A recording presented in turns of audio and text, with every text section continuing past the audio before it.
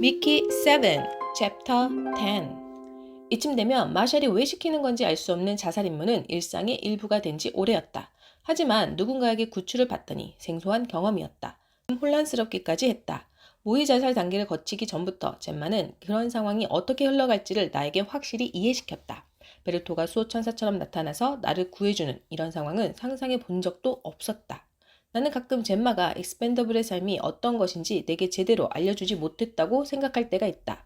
드라카가 계류장에서 나와 속력을 높여 미르가르드 궤도를 벗어난 뒤 처음 몇 주 동안 나는 정신이 나간 상태로 복도를 서성였다.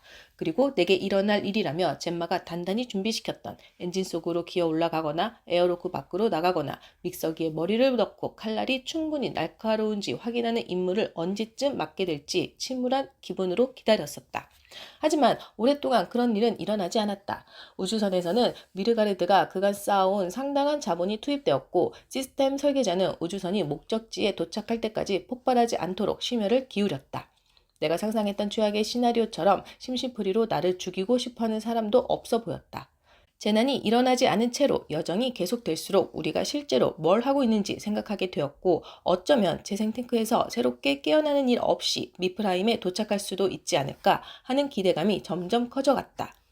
성간 여행이 지루하다는 사실을 모르는 사람이 없다. 엔진이 바쁘게 돌아가고 선체 프레임에 무리가 가는 고장 날 만한 것들이 고장나는 가속 단계가 끝나고 나면 특히나 그렇다. 개척지 건설 임무에서 순항 단계는 정말 좀이 쑤시도록 따분하다. 따분해지지 않기 전까지는. 태어난 그대로의 몸으로 살던 삶에서 기억하는 마지막 순간은 기술자가 내 머리에 업로드 헬멧을 씌우는 장면이다. 팔과 다리에서는 경련이 일고 있었고 입과 코에서 피가 흘러나와 물집이 생긴 피부에 고이고 있었다. 미르가드를 떠난 지 1년이 조금 지났을 때였다. 우리는 첫 가속 단계를 마치고 준상대론적 속도로 태양권 경계를 빠져나와 두 번째 가속을 위해 다시 엔진을 돌렸고 니프라임을 향해 오랫동안 안정적으로 날기 위해 광속에 살짝 못 미치는 속력을 유지하고 있었다. 드라카에서의 일상은 보통 단순했다. 일상이라고 해봐야 개척민들 대부분은 옮겨지는 짐과 별반 다르지 않았다. 어느 부서에도 속하지 않은 나는 더더욱 짐이나 마찬가지였다. 하루에 2시간씩 훈련을 받아야 했고 필요해지면 언제든 대체 인력이 될 수 있도록 이 부서 저 부서를 전전하며 일을 배웠다. 하지만 나를 훈련시켜야 할 사람들은 나를 무시무시한 존재로 생각했고 엔지니어를 비롯한 다른 사람들은 자기 일을 하느라 바빠서 기술 분야 전문 지식이 전혀 없는 누군가를 훈련시킬 짬이 없었다. 그래서 일주일에 2시간 정도만 훈련을 받게 되었다. 그 외 시간에는 배를 채우고 낮잠을 자고 베르토와 공용 공간을 어슬렁거리다 태블릿으로 퍼즐 게임을 하곤 했다. 중력만 있다면 미르가르드에서의 삶과 별반 다를 게 없었다. 결국은 깨달았지만 우주선은 미르가르드가 아니었다. 우리는 두 항성 사이를 1초에 2억 7천만 미터씩 이동하는 중이었고 그 정도 속력으로 이동하다 보면 고에너지 물리학이 위대한 뉴턴의 법칙 위에 있게 되어 일이 복잡해진다. 젬마가 친절하게 설명해 주었다시피 우주는 우리가 생각하는 것처럼 빈 공간이 아니다. 완벽한 진공 상태라고 생각하는 지점의 1세제곱미터 안에는 실제로 수십만 개의 수소 원자가 포함되어 있다. 수소 원자는 정지 상태에서는 무해하지만 광속에 가까운 속도로 이동하는 동안에는 매우 위험한 무기가 된다.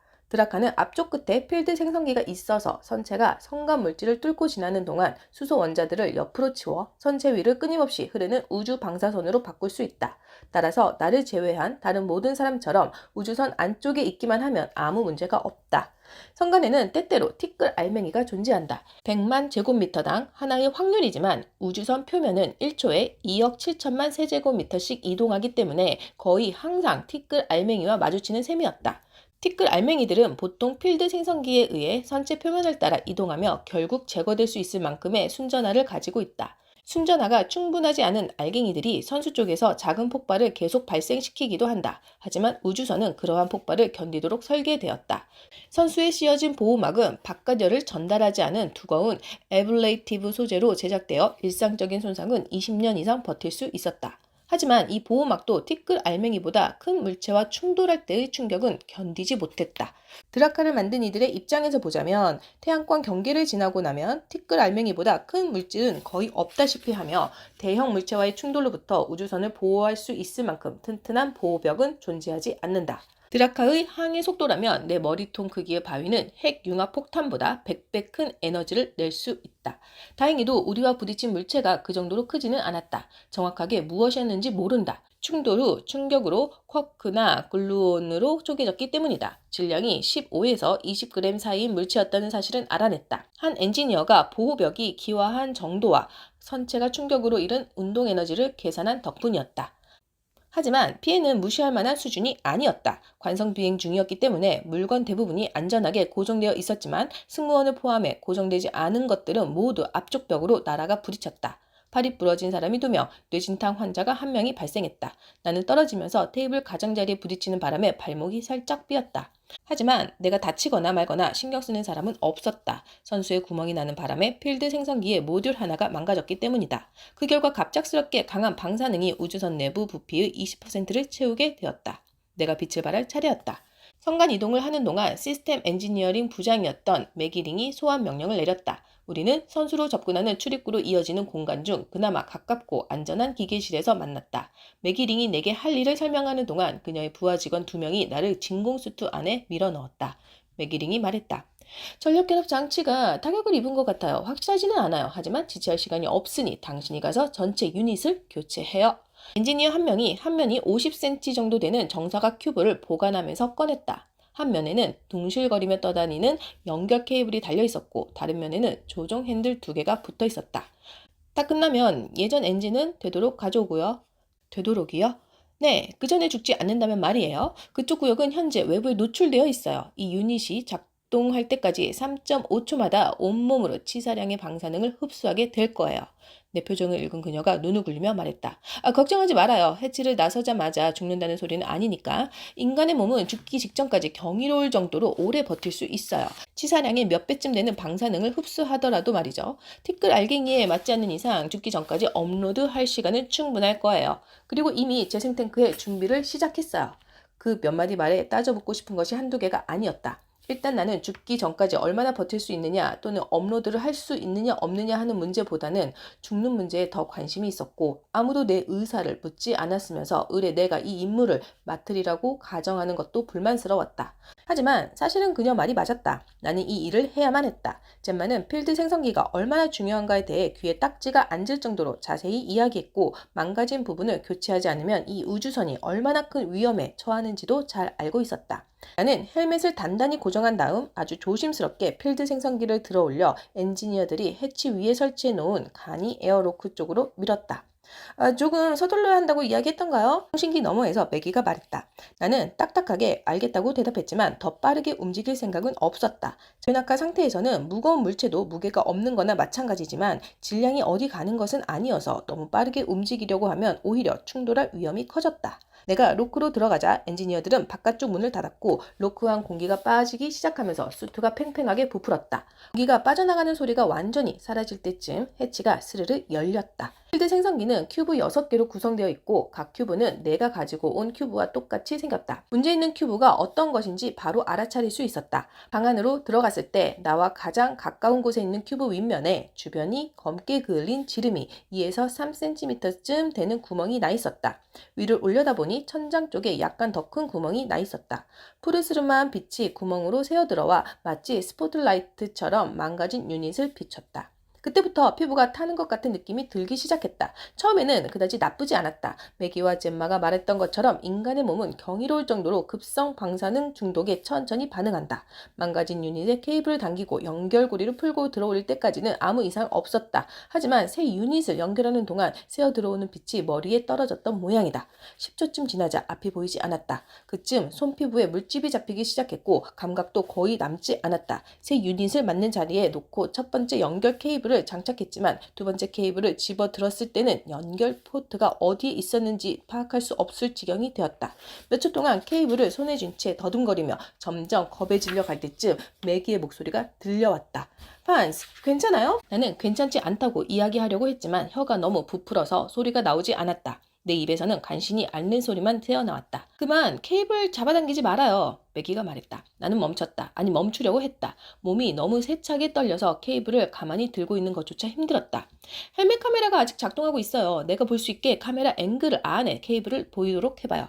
나는 더듬거리며 유닛의 가장자리를 찾은 다음 케이블이 있을 것 같은 방향 쪽으로 고개를 숙였다. 좋아요. 카메라를 그 상태로 고정해요. 이제 케이블을 왼쪽으로 옮겨요. 약 10cm 정도? 나는 케이블을 바닥에 미끄러뜨리듯 옮겼다. 좋아요. 이제 앞으로 3cm 정도 옮겨요. 오른쪽으로 1cm, 그 뒤로 1cm 눌러요.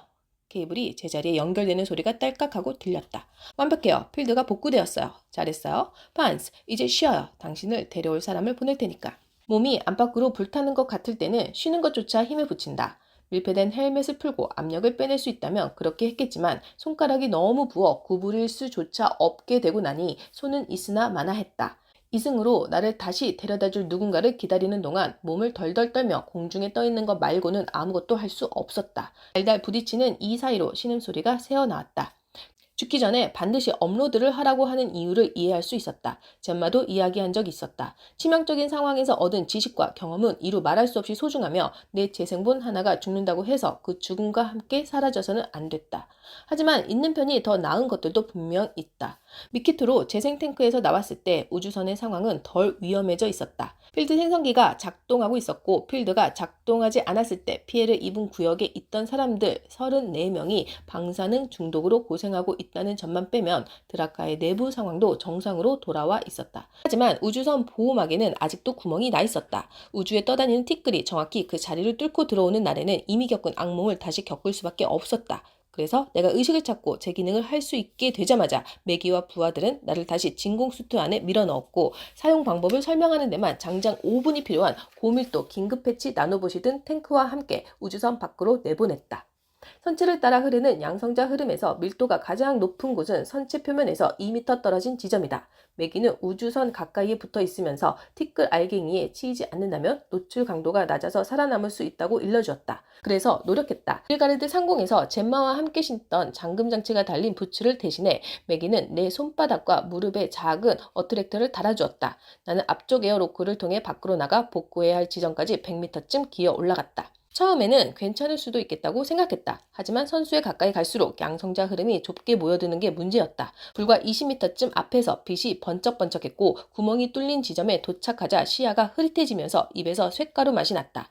나는 등 뒤에 메고 있던 나노봇 탱크를 당겨 도폭으로 열고 방아쇠를 눌렀다. 꾸덕한 나노봇이 흘러나와 구멍의 얇아진 벽에 눌러붙었고 도포구에서 미처 다 짜내기도 전에 이미 주변 보호막의 고밀도 재료에 엮이기 시작했다. 탱크에 있는 나노봇을 다 짜내는데 거의 20분이 걸렸다. 작업을 마치고 보니 구멍이 있던 자리에는 끈적한 나노봇 덩어리가 볼록하게 솟아 있었다. 그 후 몇 분 동안이나 불룩 튀어나온 부분이 매끄러워지고 평평해졌다. 원래 보호막과 메꾼 곳을 구별하려면 현미경을 가져와야 할 정도였다. 이런 일이 있었다는 사실은 다음날 아침 미키3로 재생탱크에서 나오자마자 수트 카메라에 찍힌 영상 기록을 보고 들은 뒤에야 알 수 있었다. 내가 에어로크로 돌아가다 말고 멈추더니 목 부분에 있던 헬멧 밀폐 장치를 풀고 우주에 내 맨 얼굴을 드러냈던 것이다.